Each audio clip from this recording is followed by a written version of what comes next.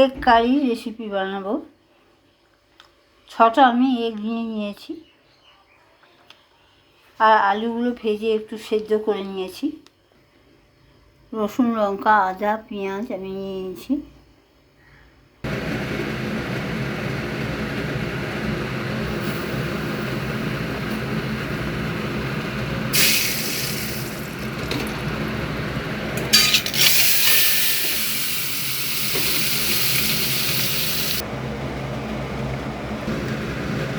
ডিম ভাজার তেলেই আমি রান্নাটা করে নেব। আদা, পেঁয়াজ, রসুনের পেস্টটা আমি দিয়ে দিলাম। ধনে, জিরে, হলুদ, নুন, এই গুঁড়োগুলো সব দিয়ে দিলাম।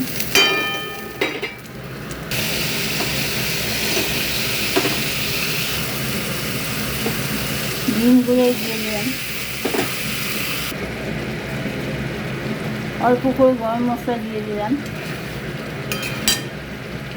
আর একটু মিষ্টিও দিয়ে দিলাম।